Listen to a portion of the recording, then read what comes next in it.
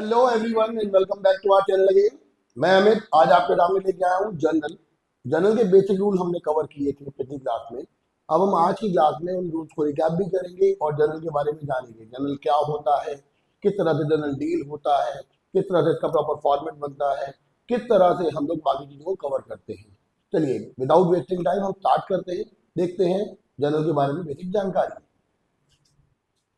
Journal, main बात ये आती है जर्नल आखिर है क्या। तो देखिए जर्नल एक लैटिन टर्म है। इसका जो ओरिजिन हुआ है वो एक लैटिन टर्म से हुआ है। और ये जो लैटिन टर्म है ये है जर और नल, जहां पे जर का मतलब होता है एवरीडे और नल का मतलब होता है रिकॉर्ड। मतलब अगर मैं कहूं day to day record, day to day record, तो उसे जर्नल कहा जाएगा। देखिए हम लोगों ने जब अकाउंट का प्रोसेस स्टार्ट किया था तो हमने पढ़ा था कि सबसे पहले आइडेंटिफिकेशन होता है। आइडेंटिफिकेशन करने के बाद हम लोग ये देखते हैं उन चीज़ों का सोर्स डॉक्यूमेंट है कि नहीं। कोई कैश मेमो, कोई बिल, कोई डेबिट नोट, क्रेडिट नोट, कोई भी वाउचर, कुछ ना कुछ सोर्स डॉक्यूमेंट होना चाहिए। जब कभी किसी ट्रांजेक्शन का सोर्स डॉक्यूमेंट भी हो और वो प्रॉपरली आइडेंटिफाइड भी हो, उसमें फाइनेंशियल करेक्टर भी हो, उसमें मॉनेटरी एस्पेक्ट भी हो, तो हम उसको बुक्स में लिखते हैं। ध्यान रखना, लिखने के लिए जिस बुक का यूज किया जाता है उसको हम कहते हैं जर्नल। ये बेसिकली रिकॉर्डिंग का काम करता है, यहाँ पर रिकॉर्डिंग की जाती है।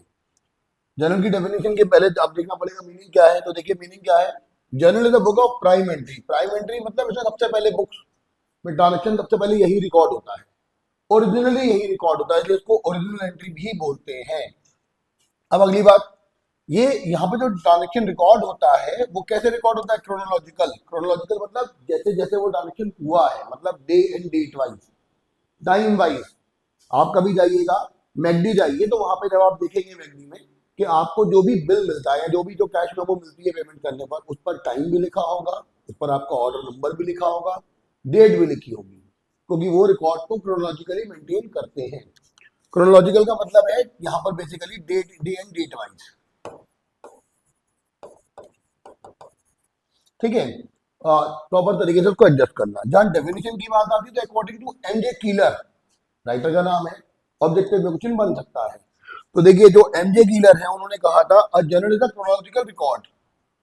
क्रोनोलॉजिकल रिकॉर्ड मतलब day date wise record of financial transaction, मतलब वो ट्रांजेक्शन फाइनेंशियल नेचर का होना चाहिए। नॉन फाइनेंशियल ट्रांजेक्शन बुक्स में रिकॉर्ड नहीं होते। हमने जब अकाउंटिंग टर्म्स पढ़े थे तो वहां पढ़ा था फाइनेंशियल ट्रांजेक्शन वो ट्रांजेक्शन होते हैं जिससे कुछ इकोनॉमिक फ्लो हो, लेकिन नॉन फाइनेंशियल ट्रांजेक्शन जिससे कोई अकाउंट में चेंज नहीं आता हो उसे नॉन फाइनेंशियल ट्रांजेक्शन बोलते हैं। जैसे आप एटीएम गए, वहां पे पिन नंबर चेंज किया, तो वहां पर कौन सा आपका कोई फाइनेंशियल ट्रांजेक्शन हुआ? आपने अपना बैलेंस इंक्वायरी दी, तो कौन सा आपने अकाउंट ट्रांजेक्शन किया होगी? ना तो उससे कोई कैश बढ़ा ना घटा। लेकिन अगर आप कोई माल बेचते हैं, खरीदते हैं, कोई इनकम जनरेट करते हैं, कोई खर्चा करते हैं, तो वहां पर फाइनेंशियल चेंजेस आते हैं। तो ध्यान रखिएगा, journal is a chronological record of financial transaction of a business. Business मतलब स्टेट ऑफ बिजनेस, जिसमें ट्रेड और ट्रेड ऑक्सिलरी दोनों शामिल होंगे। ट्रेड मतलब एक्सचेंज ऑफ गुड्स, और ट्रेड ऑक्सिलरी मतलब जो बिजनेस की सर्विसेज होती है, banking, insurance, communication, warehousing, ये सब। तो अब जब हम इतना जान लेते हैं कि जो ट्रांजेक्शन है उसको डील करने के लिए जर्नल किस तरीके से इसका मीनिंग है, क्या इसकी डेफिनेशन है, क्या इसका ओरिजिन है, अब हमें ये जानना पड़ेगा कि जर्नल को बेसिक टर्मोलॉजी और क्या है जर्नल में। तो वो टर्मोलॉजी हम लोग अभी और देखते हैं। आप जल्दी से इसका स्क्रीनशॉट ले लीजिए।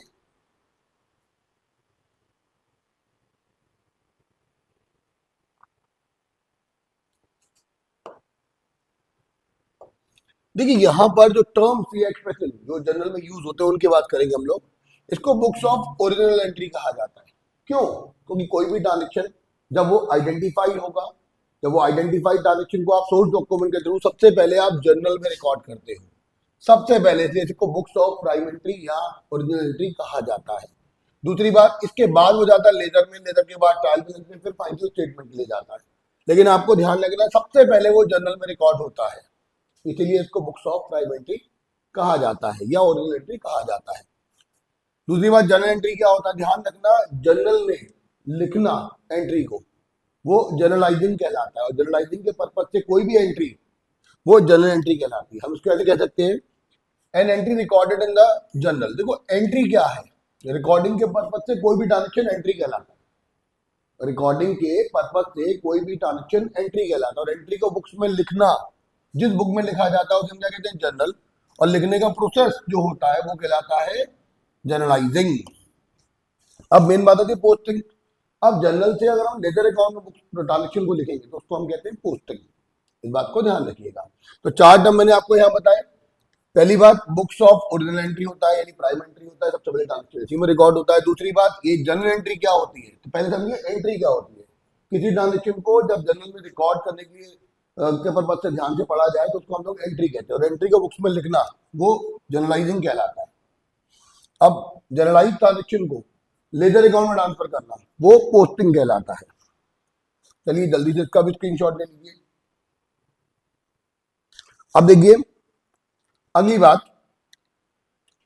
बेसिकली बात आती है एडवांटेजेस ऑफ जर्नल क्या है। जर्नल के एडवांटेजेस किस तरीके से हम एक्सप्लेन कर सकते हैं, तो जरा ध्यान से देखिएगा।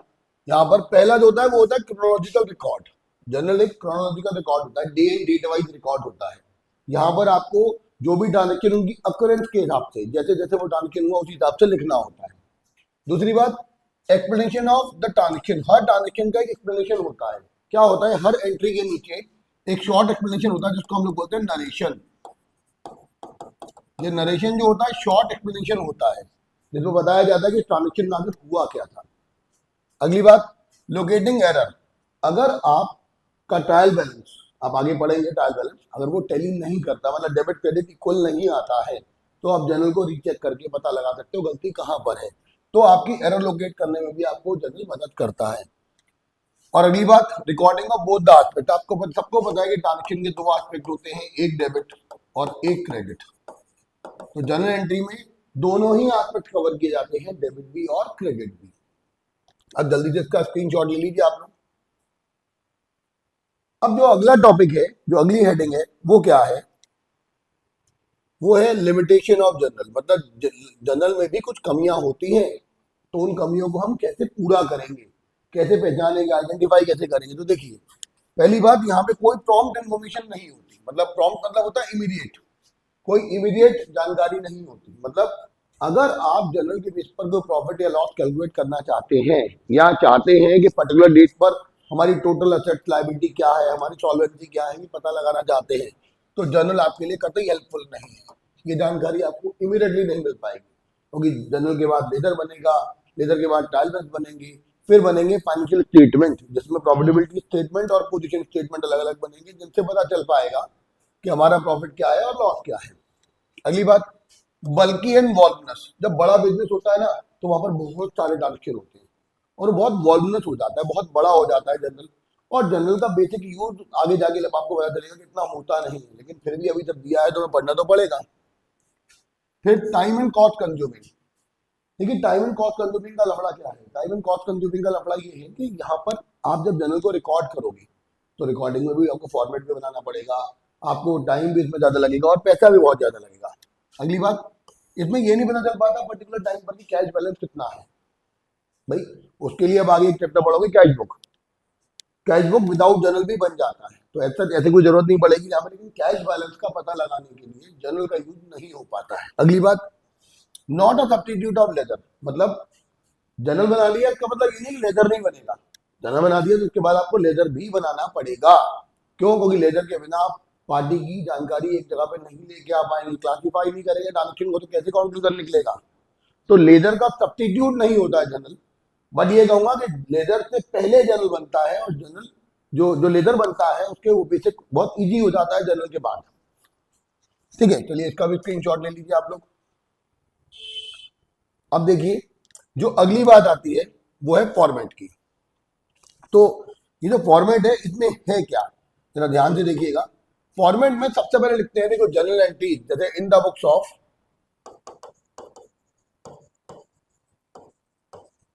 जो भी नाम लिख दो, X Y Z, Ram Mohan सिंगल पिंगल, जो भी कोई नाम लिखना हो वो लिख सकते हो आप। तो डेट, वो ट्रांजेक्शन किस डेट पर हुआ, उसका ईयर और मंथ और डेट। ठीक है ना। जैसे अगर मैं कहूँ ईयर, तो देखिए 2024, और मान लीजिए मंथ है जनवरी का, या मान लीजिए अभी सितंबर चल रहा है, सितंबर का, और आज डेट जो है वो है 11th, तो सितंबर 11 ऐसे लिखेंगे। अब जो एंट्री आप करेंगे उसमें अगला जो टर्म होता है पर्टिकुलर्स का आता है। पर्टिकुलर्स में हम ट्रांजेक्शन के जो पार्टीज होती है उनके नाम लिखते हैं डेबिट क्रेडिट करके। तो ध्यान रखना, जिसका नाम डेबिट होगा उसको ऊपर लिखेंगे, जिसका नाम क्रेडिट होगा उसको नीचे लिखेंगे। यहाँ पे जो टू है वो क्रेडिट को ही शो करता है और ये टू थोड़ा सा हटा के यहाँ पे लिखते हैं। और शॉर्ट डिस्क्रिप्शन के तौर पे यहाँ पे एक नरेशन लिखा जाता है। मैंने आपसे कहा था शॉर्ट एक्सप्लेनेशन होता है। अगर आप नरेशन नहीं लिखेंगे तो ट्रांजेक्शन इनकम्प्लीट माना जाता है, उसके नंबर कट जाते हैं। आपको ट्रांजेक्शन लिखना है, नरेशन लिखना है, सॉरी। अब एलएफ, एलएफ का मतलब होता है लेजर फोलियो, लेजर फोलियो। अब लेजर फोलियो, फोलियो का मतलब होता है पेज, पेज नंबर। तो लेजर का पेज नंबर, जैसे आप अपनी बुक्स पढ़ते हैं उसमें इंडेक्स होती है कि ये वाला ट्रांजेक्शन, ये वाला जो चैप्टर है किस पेज पर मिलेगा, ऐसे यहाँ पर आता है कि ये वाला जर्नल का ट्रांजेक्शन लेजर के किस पेज पर मिलेगा। तो उसके लिए हम लेजर फोलियो लगाते हैं। जर्नल में इसका कोई यूज नहीं है, फिलहाल आप इसको ब्लैंक ही छोड़ेंगे। फिर अमाउंट डेबिट और अमाउंट क्रेडिट, डेबिट वाले का यहाँ पर और क्रेडिट वाले का यहाँ पर।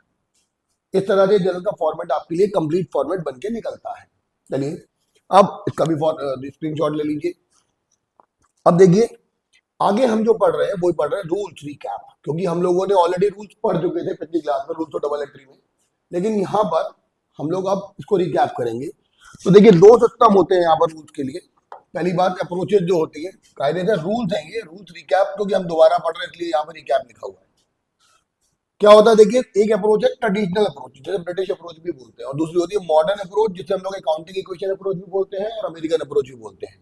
इसको हम लोग अकाउंटिंग इक्वेशन अप्रोच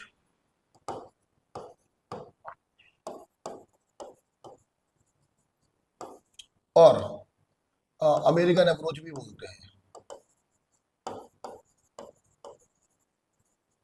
और यहां पर ट्रेडिशनल अप्रोच को हम लोग ब्रिटिश अप्रोच भी बोलते हैं। देखिए अभी हम फिलहाल जो पढ़ रहे हैं दोनों से पढ़ेंगे, लेकिन पहले हम पढ़ेंगे ट्रेडिशनल अप्रोच। ट्रेडिशनल अप्रोच में क्या होता है भाई, देखिए पहली बात इसमें तीन चीजें शामिल होती है, या तो अकाउंट पर्सन के होंगे या असेट। ये देखिए ये पर्सन से रिलेटेड होता है, ये असेट से रिलेटेड होता है रियल अकाउंट, और ये expenses, losses, incomes and gains,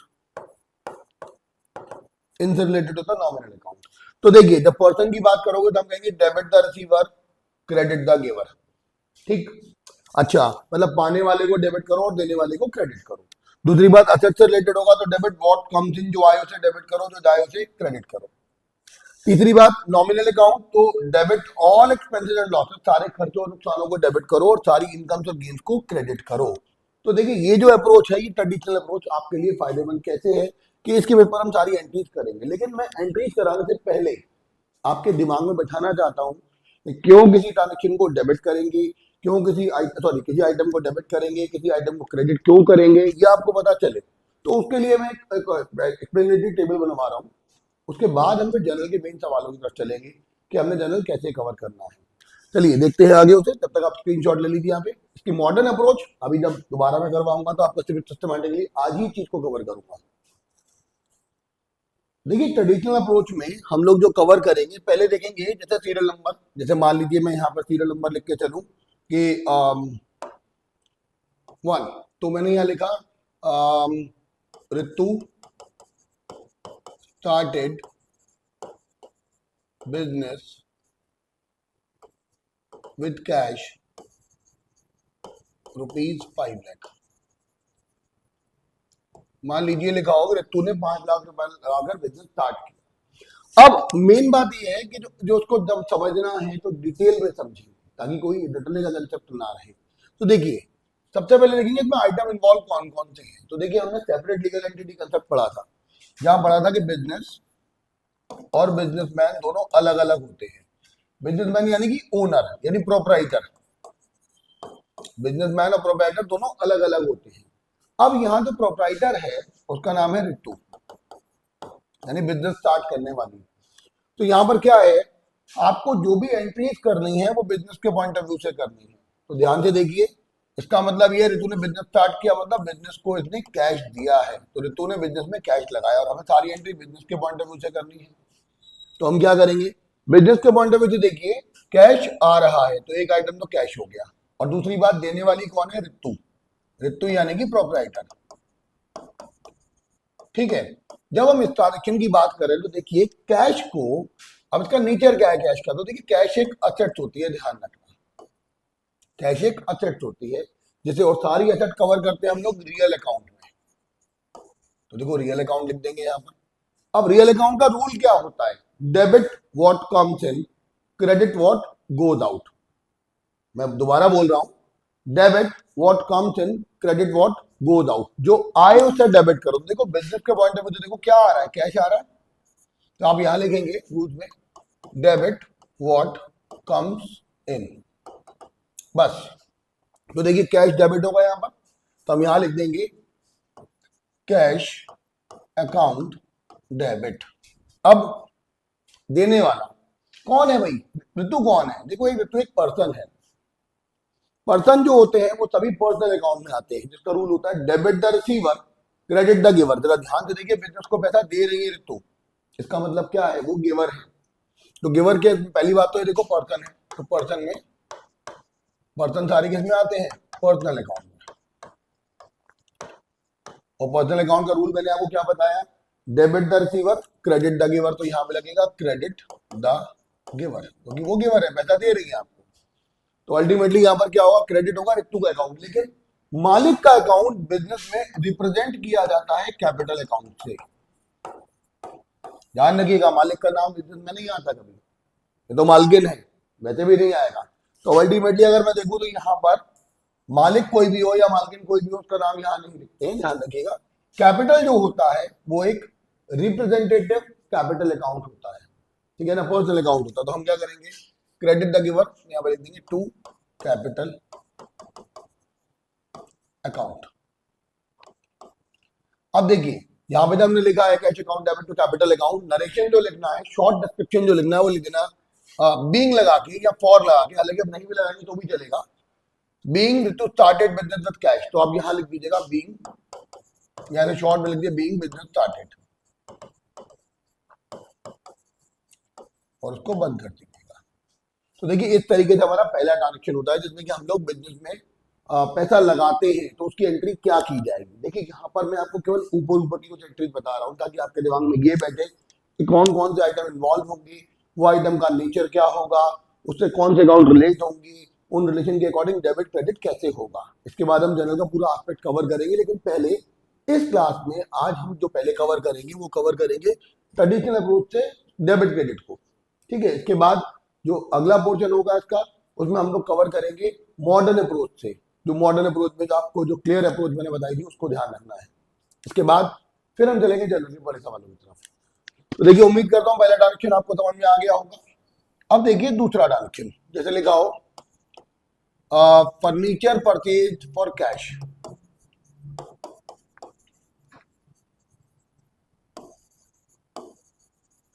ठीक है, फर्नीचर परचेज किया नगद। तो देखिए बिजनेस में क्या आया?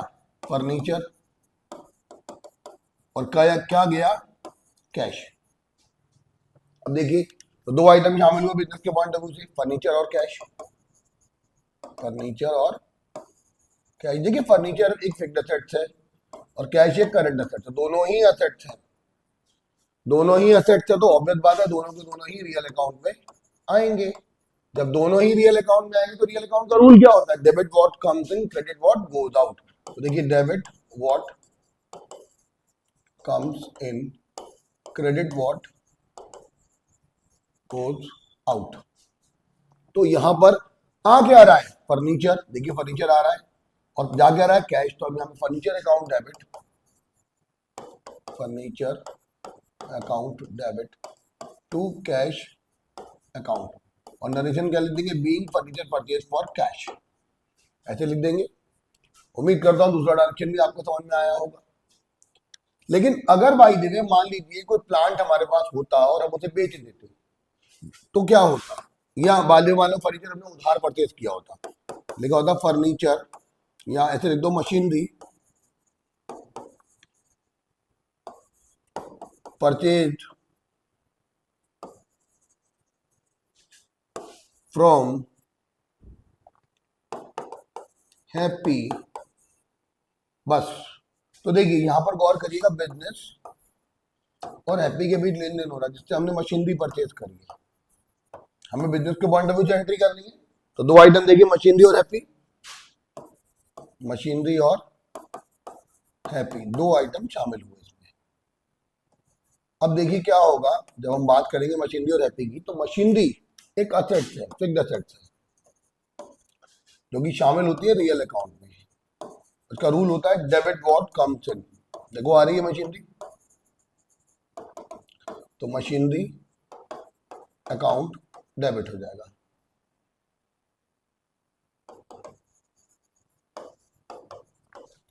और देखिए हैप्पी, हैप्पी यहां पर कौन है, एक पर्सन, लेकिन ये मालिक नहीं है, आउटसाइडर है कोई। तो हैप्पी ने हमें मशीनरी दी है, तो हैप्पी को हमने पेमेंट तो किया नहीं है, तो हमारा गिवर हो जाएगा। देखिए पर्सन में जाता है, हैप्पी एक पर्सन है जो कि पर्सनल अकाउंट में जाएगा, और यहां पे लिखेंगे क्रेडिट द गिवर। तो देखिए यहां पर लिखेंगे टू हैप्पी। देखो जी नाम के साथ अकाउंट आप नहीं लगाते हैं, ध्यान रखिएगा, नाम के साथ आपको अकाउंट नहीं लगाना होता। अगर लगाना चाहते भी हैं तो आप एपॉस्ट्रोफी लगा के लिख सकते हैं, लेकिन ज्यादा बेटर होता है कि कल्चर ही ना फॉलो करें और आप सीधे सीधे बस केवल हैप्पी लिख दें, ठीक है। और यहाँ पर नरेशन लिख देना बीइंग करके, being machinery purchase from happy, ठीक है। तो ये डायरेक्शन भी उम्मीद कर रहा हूँ समझ में आया होगा। अब एक और बात, चौथा डायरेक्शन देखिए जरा, उसमें क्या होगा, जैसे लिखा हो प्लांट सोल्ड फॉर कैश। मान लीजिए कोई प्लांट है, आपने नगद बेच दिया है, तो क्या होगा, कैश आएगा और प्लांट जाएगा। बिजनेस के पॉइंट ऑफ व्यू से देखिए, अब कैश क्या है, एक असेट्स, बल्कि दोनों ही असेट्स हैं, और दोनों की दोनों ही रियल अकाउंट में शामिल होंगी। जहां पर रूल चलता है debit what comes in, credit what goes out. Debit what comes in, credit what goes out. तो देखिए बिजनेस में क्या आ रहा है, जब प्लांट बेचेंगे तो ऑब्वियस बात है बिजनेस में क्या होगा। देखिए बिजनेस के पॉइंट ऑफ व्यू से देखिए, प्लांट जा रहा है और कैश आ रहा है, तो डेबिट व्हाट कम्स इन, तो क्या हो जाएगा, cash account debit to plant account. इतनी बात समझ में आई, इसको भी नरेशन से लिख देंगे, being plant sold for cash, ऐसे करके लिख देना। तो देखिए मैं आपको जो सिखा रहा हूं, बेसिक टारगेट क्या है, बेसिक टारगेट है कि आपको ये समझ में आए कि किस अकाउंट में कौन से, किस ट्रांजेक्शन में कौन से आइटम शामिल होते हैं, उन आइटम का नेचर क्या है, और नेचर के अकॉर्डिंग उसके रूल्स कैसे फॉलो होगा और उसकी एंट्री कैसे बनेगी। देखिए मैं भी यहाँ पर अमाउंट नहीं लिख रहा हूँ, ठीक है, ना ही उन्हें अमाउंट का कॉलम बनाया अभी, क्योंकि मैं आपको केवल कंसेप्ट सिखा रहा हूँ, अभी सवाल चालू नहीं हुए हैं। तो देखिए उम्मीद करता हूँ ये चारों चीजें समझ में आ गई होंगी आपको। अब पांचवा ट्रांजेक्शन हम रिगार्डिंग गुड्स चालू करते हैं, तो देखिए जरा इसमें क्या है, पांचवें ट्रांजेक्शन में लिखा हो गुड्स परचेज फॉर कैश। देखिए एक बात समझिएगा, कुछ लोग जो हैं वो जब पढ़ा रहे होते हैं तो वो ऐसा कहते हैं कि भाई बिजनेस में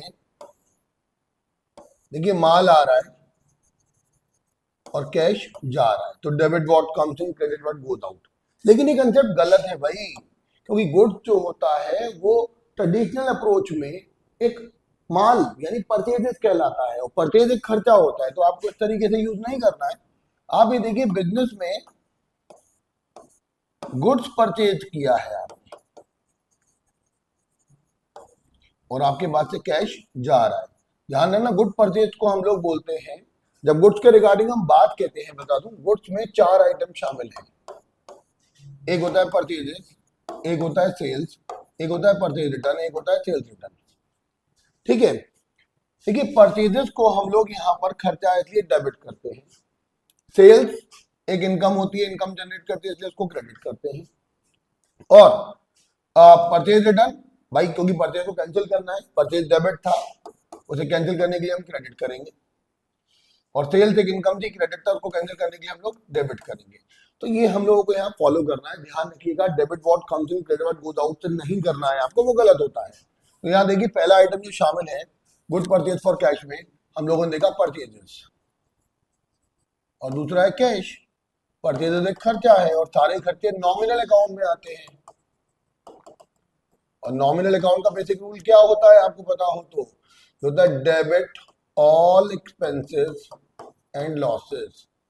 तो हम यहाँ पे करेंगे परचेजेस अकाउंट डेबिट। अब कैश, कैश एक असेट्स है जो कि रियल अकाउंट में आता है, अब तक हमने बहुत बार पढ़ लिया है। इसमें देखिए कैश जा रहा है तो क्रेडिट व्हाट गोज आउट, तो हम यहां लिख देंगे टू कैश अकाउंट। नरेशन आप लिख ही लेंगे अब इंग्लिश आके। देखिए अगला जो ट्रांजेक्शन है 6, जैसे अगर मैं कहूं गुड्स परचेज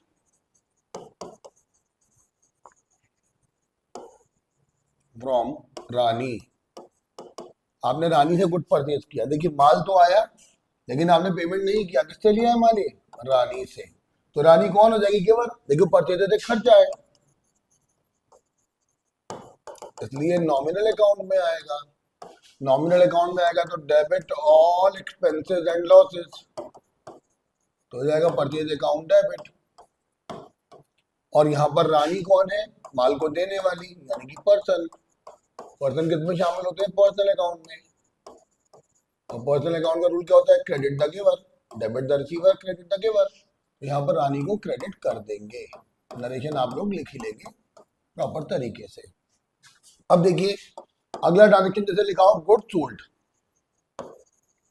फॉर कैश, माल नगद बेचा, तो ऑब्वियस बात है कि माल जाएगा और पैसा आएगा, सेल्स एक इनकम है। तो यहाँ पर हमने देखा कैश आएगा और माल जाएगा, माल के जाने को सेल्स बोलते हैं। कैश क्या है, असेट्स जो आता है रियल अकाउंट में।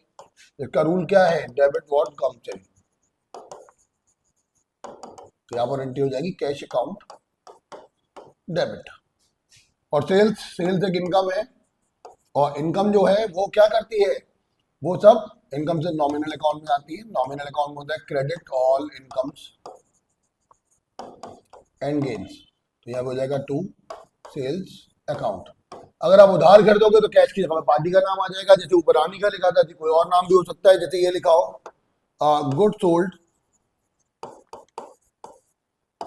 टू मनन,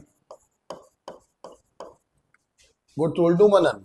अब यहां पर हम ऐसा लिखते हैं तो क्या होगा, हम लोगों ने देखा कि मनन को माल मिल रहा है जो कि एक पर्सन है और सारे पर्सन पर्सनल अकाउंट में आते हैं। रूल होता है डेबिट द रिसीवर, तो यहाँ हो जाएगा मनन डेबिट। अब मनन की स्पेलिंग में डबल एन की जगह सिंगल एन भी लगा सकते हैं, दोनों तरह की स्पेलिंग होती है।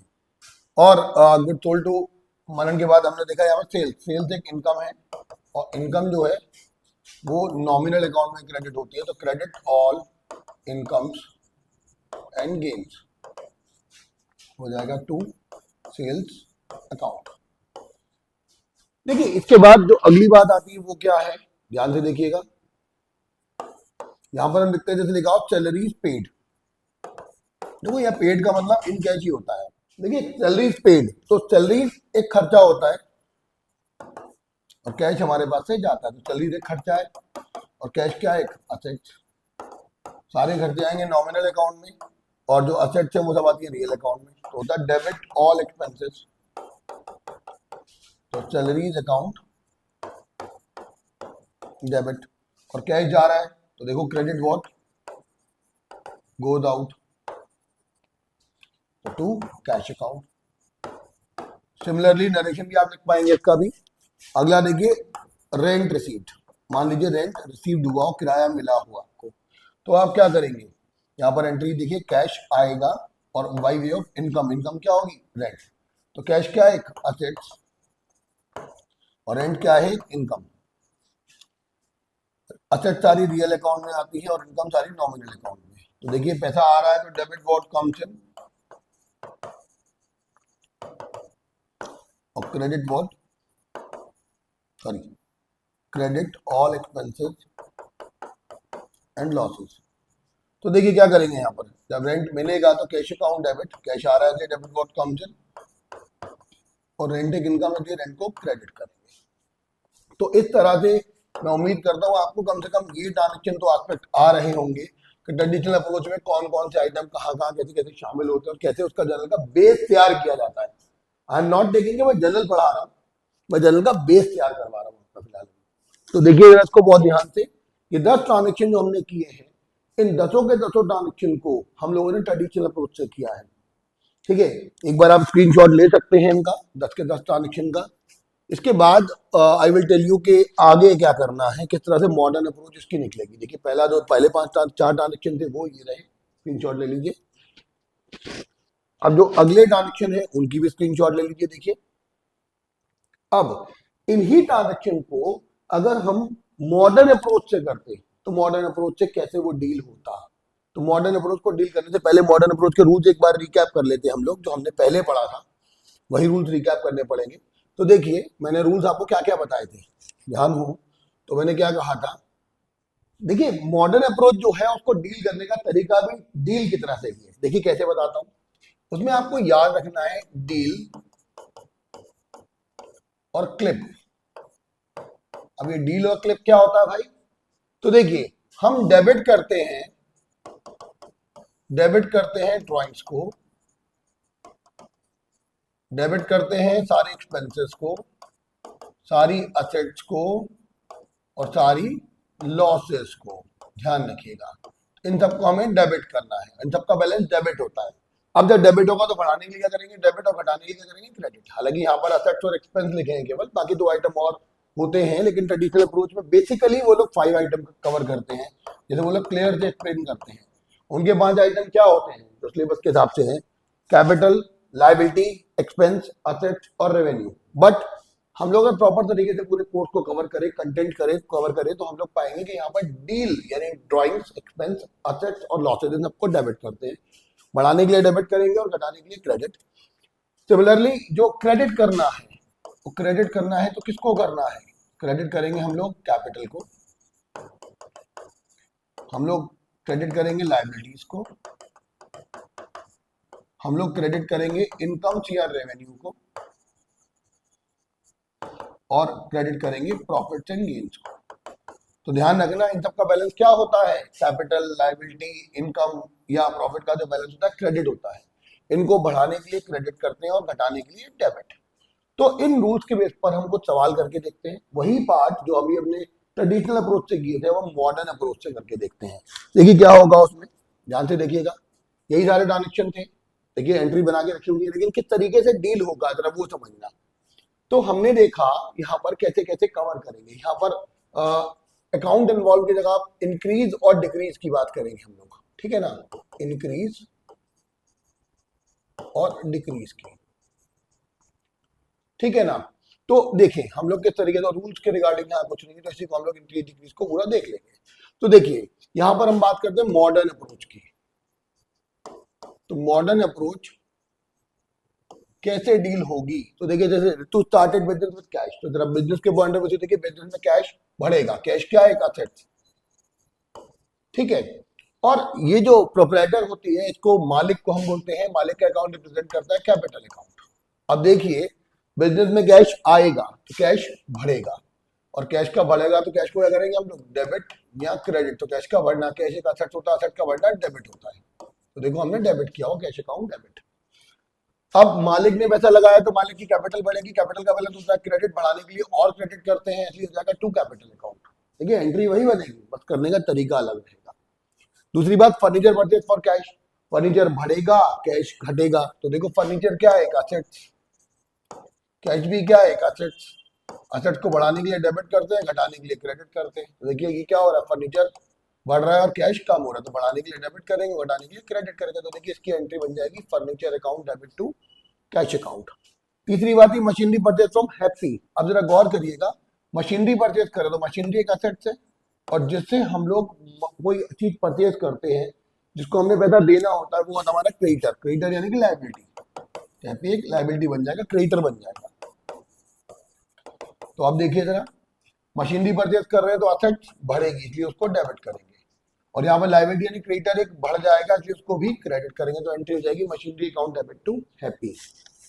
अब जैसे लिखा हो प्लांट सोल्ड फॉर कैश, आपने प्लांट नगद बेचा है, तो प्लांट बेचोगे तो क्या होगा, कैश आएगा, यानी कैश एक असेट आएगा जो कैश बढ़ेगा, इसलिए उसको हम करेंगे डेबिट।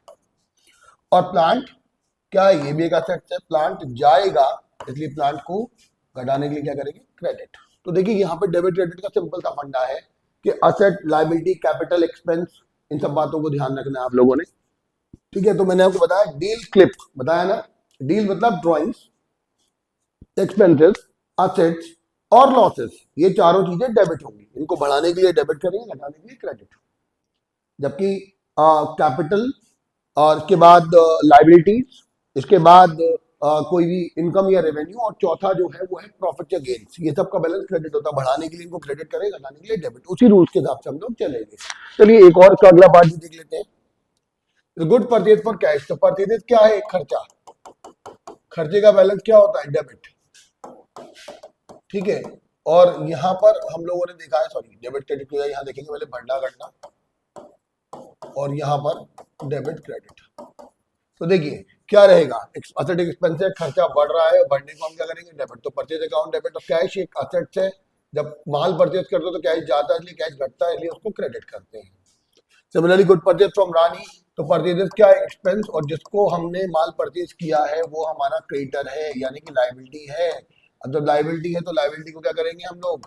देखिए परचेज करेंगे, खर्चा बढ़ेगा, और उधार परचेज करेंगे तो लाइबिलिटी बढ़ेगी। तो असेट का बढ़ना डेबिट होता है, लाइबिलिटी का बढ़ना क्रेडिट। तो एंट्री हो जाएगी purchase account debit to Rani. Good sold for cash. तो देखो कैश हमारे पास आएगा, आज कैश क्या है? एक असेट, असेट आएगा तो असेट बढ़ेगा, इसलिए इसको डेबिट करेंगे। और सेल्स एक इनकम है, और इनकम क्या होती है? सारी इनकम जो है वो अगर बढ़ रही है हमारी, उसे क्या करेंगे? क्रेडिट। तो सेल्स को यहाँ पर हम लोग क्रेडिट कर देंगे। गुड सोल्ड टू मनन। तो देखिए मनन, यहाँ पे जिसको हम उधार माल बेचते हैं वो हमारा होता है डेटर। डेटर एक असेट होता है, ध्यान रखना। जिनसे उधार माल खरीदते हैं वो क्रेडिटर, और जिनको उधार माल बेचते हैं वो डेटर। ये हमने टर्मिनोलॉजी में भी पढ़ा था। और सेल्स एक इनकम होती है, और देखिए यहाँ पर क्या है? असेट यहाँ पर बढ़ेगी और इनकम भी बढ़ेगी, इसलिए इसको डेबिट करेंगे और इसको क्रेडिट। सैलरी पेड, खर्चा पेमेंट कर रहे हैं, तो देखो खर्चे, सारे खर्चे जो होते हैं वो खर्चा बढ़ रहा है, खर्चे को बढ़े हुए करते हैं डेबिट। और कैश एक असेट है, और असेट घट रही है, इसलिए हम उसे क्या करेंगे? क्रेडिट। एंट्री बन जाएगी salary account debit to cash account. Rent receipt की बात करें तो देखो कैश एक असेट है, और रेंट अगर रिसीव्ड हो रहा था एक इनकम हुआ।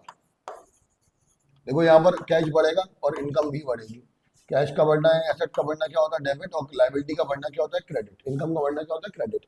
तो इस तरह से ही डेबिट क्रेडिट का कंसेप्ट हम लोग मॉडर्न अप्रोच से भी सीख लेते हैं। ये काफी इजी होता है, लेकिन कई स्कूलों में, कई बुक्स में, कई जगह पर इनको फॉलो नहीं करते। तो आपको दोनों चीजें आनी चाहिए, मैंने आपको दोनों ही चीजें सिखाई है। आज की क्लास में यहाँ पर मैं इतना ही रख रहा हूँ, जिसमें आपको मैंने केवल ये बताया है कि डेबिट और क्रेडिट के ट्रेडिशनल मॉडर्न अप्रोच को किस तरह से यूज करते हैं, जनरल का क्या बेसिक मीनिंग है, किस तरह से फॉर्मेट है, कौन कौन से आइटम्स में कवर होते हैं, उसके एडवांटेजेस क्या हैं, उसके लिमिटेशंस क्या हैं, ये सब चीजें मैंने आपको सिखाई। उम्मीद करता हूँ आपको बहुत अच्छे से समझ में आया होगा। अब अगली क्लास में हम लोग जनरलिटी को शुरुआत से देखेंगे, थोड़ा रूल्स फिर से एक बार पढ़ेंगे, फिर से उसके बाद आगे बढ़ेंगे, लेकिन उसमें हम लोग कवर करेंगे ब्रॉड एस्पेक्ट को, और अगली 3-4 क्लासेस में ये जनरल पूरा हो जाएगा। तब तक के लिए आप इतना पढ़िए। Have a good day, bye bye, take care.